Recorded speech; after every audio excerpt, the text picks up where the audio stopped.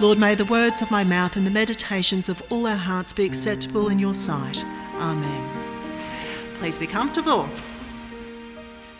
You can't go past the story of Bathsheba, can you, when it comes up in the lectionary?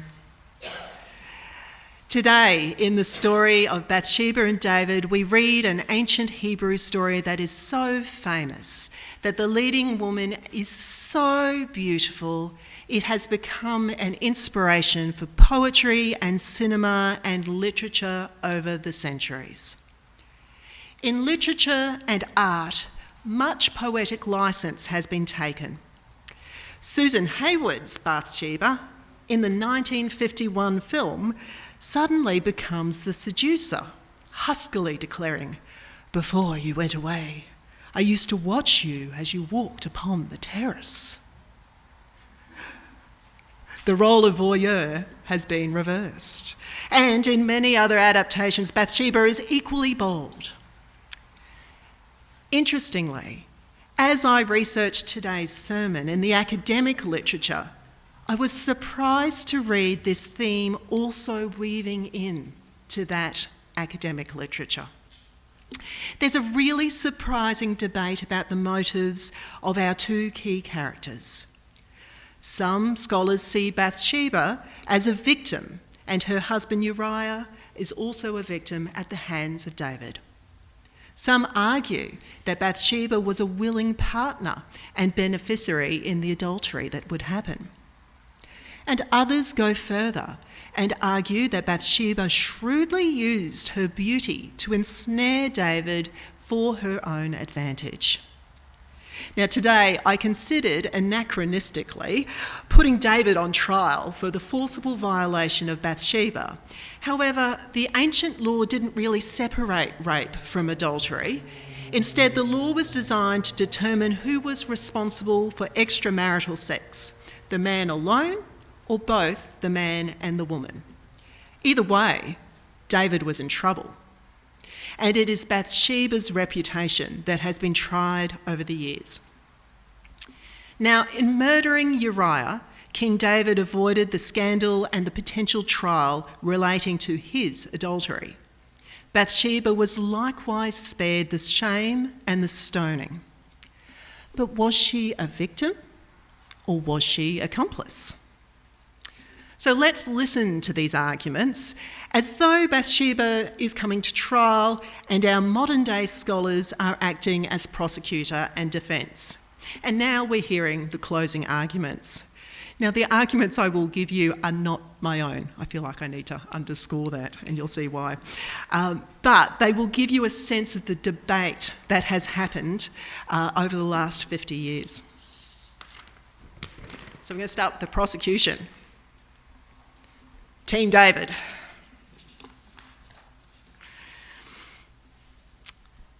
Some have suggested that Bathsheba is good-natured but rather stupid, making her easy prey for a powerful man. You will hear today the defence argue that she is a victim. The facts of this case, however, demonstrate that, on the contrary, Bathsheba is a resourceful and a cunning woman.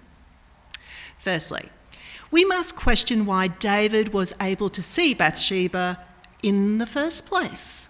Why was she so close to the palace, so close that he could see her beauty with his naked eye? She bathed in such close proximity to the palace that this can only be read as deliberately provocative. I thought that the author of this text was particularly decorous in his limited description of her nakedness, given the scandalous circumstances. What was she expecting, exposing herself so carelessly? It can only be read as a most provocative action. Secondly, Bathsheba came to the king and returned to her home of her own volition. There is no report of distress. If she were taken against her will, why did she not call out for help? How could David have known she didn't consent to the opportunity he was affording her? Thirdly, given she was taking her post-menstrual bath, This was a time at which the odds of conceiving were very high. It was 7 days after the start of the period. She knew there was a good chance of pregnancy. David likely had no idea. It's difficult to imagine she just chanced upon this opportunity to become David's wife. And finally, Bathsheba has shown her shrewd ability to work politically. While David is powerful, what exactly is power? David certainly had kingly power, but Bathsheba has power also. She holds the knowledge that she was fertile as she entered that palace and the king's bed. Then Bathsheba sends a message to David to tell him she's pregnant, taking control of the situation. She's not afraid to name and shame him as the father and take him down with her in scandal. And then she marries David without delay when he kills her husband Uriah. At the end of David's life, she worked with the prophet Nathan to ensure her son Solomon is next on the throne. She spoke so powerfully about her son Solomon that she left the prophet Nathan nothing to say. Bathsheba is no shrinking violet. And now this is no criticism of Bathsheba. Rather, we uphold her as a shrewd and capable woman. There is no evidence that Bathsheba was not a willing participant, and it seems likely that she engineered the situation for her own benefit. The law, according to the book of Deuteronomy, reads that a woman is culpable if she did not cry for help in the town. On that basis alone, Bathsheba must be found to be a willing participant.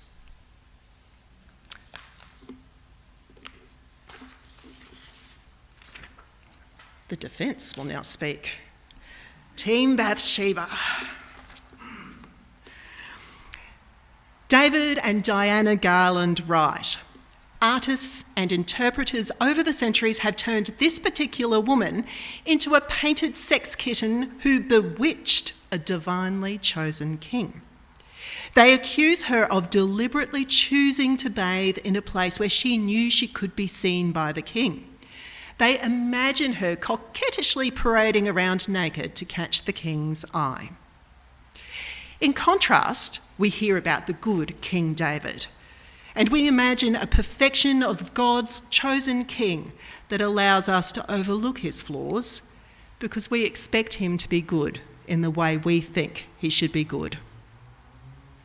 The prosecution of Bathsheba has played upon this idea of David being good, of being God's, of this encounter as being just a blip in an otherwise godly reign. But at a time when David should have been with his men at battle, at a time when kings were at battle, David was home, napping and then strolling on his roof, looking into the homes of his neighbours. When his eyes find Bathsheba, every action following is David's. David spied upon Bathsheba while she was bathing, and instead of averting his eyes, he boldly inquired as to who she was. Bathsheba was a wife and a daughter of his loyal servants, and still David sent for her. David chose not to go to her, but instead brought her to him in his stronghold, surrounded by his loyal servants. It was David that summoned Bathsheba to the palace, sending not just one messenger, but multiple messengers. Imagine receiving that visit. No wonder Bathsheba immediately responded. She answered an urgent call that a king's subject could not refuse. Her husband was a respected and a trusted warrior. We might imagine her trepidation that perhaps she was about to find out that something terrible had happened to her beloved. Do we expect that there was a polite conversation and a raised eyebrow of invitation where Bathsheba had a chance to say, actually, you know, David, this isn't a good idea because I'm married to one of your staff and I'm fertile right now. This is not only wrong, it's actually risky. That idea is ludicrous. The narrator describes the encounter tersely and as briefly as possible. David sent messengers to get her, and she came to him, and he lay with her. The text is as short and as sharp as that. Bathsheba was confronted with the king, God's chosen one, and a fierce and successful warrior in his own right. He was the beloved of Israel. She was alone in his palace, with his armed and loyal servants around. What was she to have done? David saw Bathsheba and took her. He finished with her and sent her home. As for the argument that she was legally required to cry out when seized by a man, we know that the law makes provision for a woman in a field because no one would hear her if she cried out.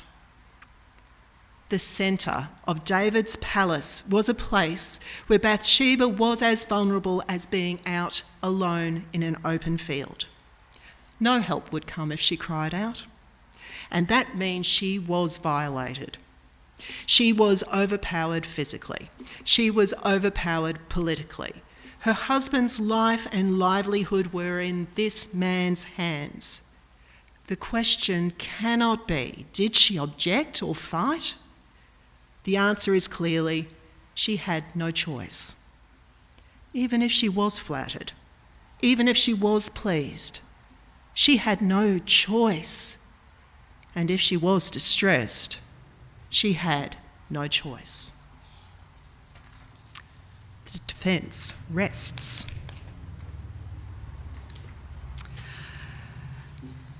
Who can judge this case? Can anyone know the heart or the intent of Bathsheba? The only way we can is to imagine and put ourselves in her place. To do that, we have to work with our own expectations. Do we feel compassion for Bathsheba? Or do we feel compassion for David? Do we think this is a blip in an otherwise good king? What are our experiences of men and women and of being men and women? None of us can judge Bathsheba's motivations.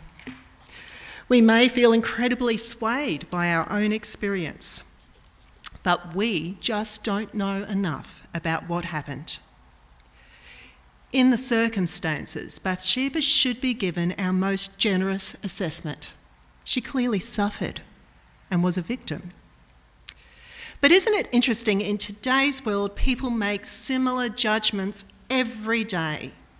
Those that speak out about being assaulted or violated are judged, depending on whether their circumstances engender public sympathy or not. There is open debate about whether this particular person is a worthy or a probable victim. But the story of Bathsheba and David is one time when we can be absolutely sure of the judgment that was given, because God judged David and not Bathsheba. The Lord, the God of Israel, says to David, "Why have you despised the word of the Lord to do what is evil in his sight? You have struck down Uriah the Hittite with the sword and have taken his wife to be your wife and have killed him with the sword of the Ammonites. Now, therefore, the sword shall never depart from your house, for you have despised me, and you have taken the wife of Uriah the Hittite to be your wife." God condemned David, but not Bathsheba. The consequences of David's actions would affect everyone. Bathsheba and David's child would die. David's wives would experience violence at the hands of his enemies. His house would continue in shambles, succeeding only in the grace of God. But Bathsheba would eventually be comforted. Technically, if tried at the time, on the available evidence, Both Bathsheba and David would be found guilty of adultery and, according to the law, would be stoned to death. But God saw differently. God saw the difference in power and harshly judged David's actions against Bathsheba and against Uriah so fiercely that we know these actions were seen as despising the Lord. God's judgment could not be clearer, and yet we have this bizarre trail of artistic representations of this story, and even scholarly exegesis of this text makes Bathsheba implicated in the crime that was committed against her. Even when we know for certain in God's own words who is responsible, Bathsheba's innocence is questioned. There is nothing in Scripture to imply that Bathsheba had an ulterior motive in bathing. She was fulfilling the law, purifying after her cycle. She may not even have been naked. The word could equally be translated as washing. She was doing what was required of her in the law. God, through his prophet Nathan, would go on to describe Bathsheba as a lamb. Vulnerable, voiceless and powerless, we know those little animals. A lamb loved by her husband. A lamb who was taken and consumed by David. Bathsheba, like many victims of violence at the hands of the powerful, has been misrepresented in the silence enforced upon her. This must lead us to ask, how does this happen? How did the view of Bathsheba shift from victim to accomplice? Why is Bathsheba held responsible for the lust and the actions of David? This subversion of victims continues still, and as a result, silence remains the safest path for many today. Crying out carries the risk of being re-traumatised by the legal system and public debate. In 2018, the family of a 14-year-old who was allegedly violently raped by 3 grown men spoke with Jenny Brokey from the SBS about their decision to not continue the legal process. The transcript in part reads, "The QC who was going to take it to trial said to us and said to Amy, what you need to understand is that the cross-examination will be brutal." She used that word. "Because you're going to have 3 defence barristers asking the same questions, and that she was going to have 3 to 5 days of cross-examination asking the same questions. And we were told that it was not about establishing the truth. And I think that was one of the things that made us discontinue, that the process wasn't about the truth. The process was about confusing her. The process was about discrediting her, and the process was about the theatre of the jury, and that defence barristers would be looking at trying to get them to think that there was probable doubt." She really agonised. She's really quite extraordinary, and she felt that she was letting other women down. She really wanted to take it through so she could actually demonstrate you can do this, but that simply wasn't possible. She knew that it would take up all of that year 11, and she's doing VCE, or the final year of school this year, and we would probably be in appeals.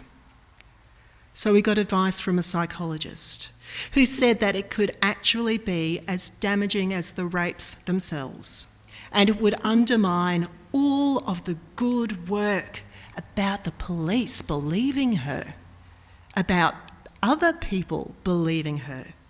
It could actually destroy all that good work. And this seems to me to be the heart of the problem. The process of establishing truth in human systems puts at risk good work.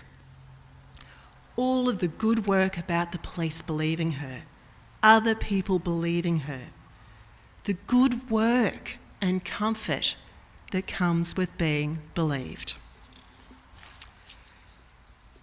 It's not that the law is not good. We know it is. It's not that the justice system isn't doing its best. But it is limited. It's limited in its humanness by the humans that serve it, by the humans that are served by it. In the same way, academia is limited by the humans that serve it and the humans served by it. Literature, the arts, and our political system,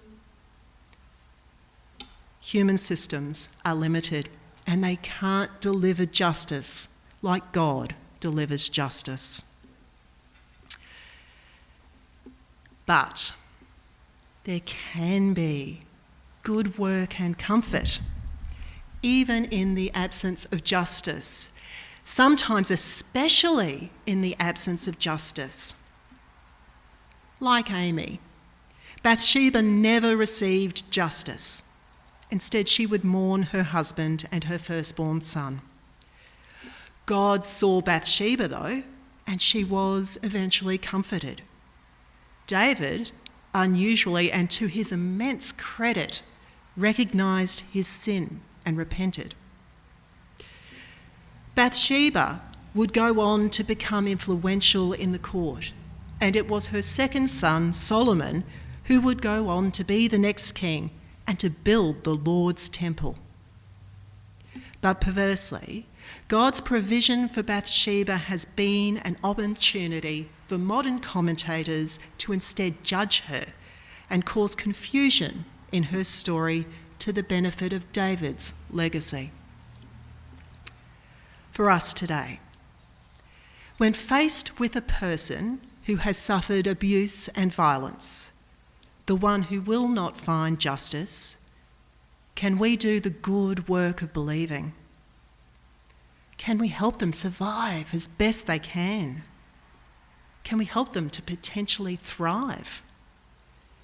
Do we know the comfort that comes with being believed?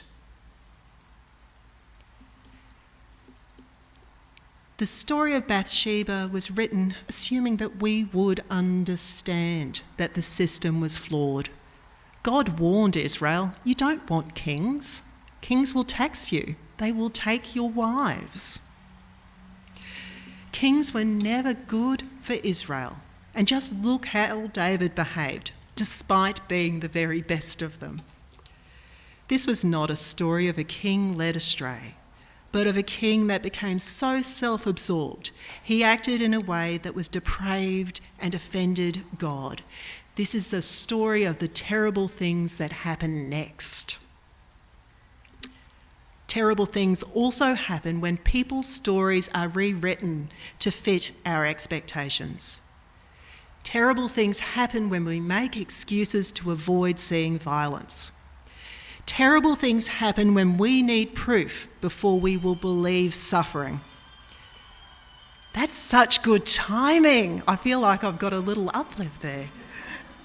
But wonderful things can happen when we reach out to those that survive those terrible things and help them up. When we do the good work of listening, of comforting, of believing the harmed, wonderful, wonderful things can happen. When in the face of insurmountable need and grief, we see pain and suffering as God does, and we do what we can with what we have been given. Wonderful things happen when we offer our small comfort, not in our power, but in the one that broke bread and fed 5,000. In the name of Christ, amen.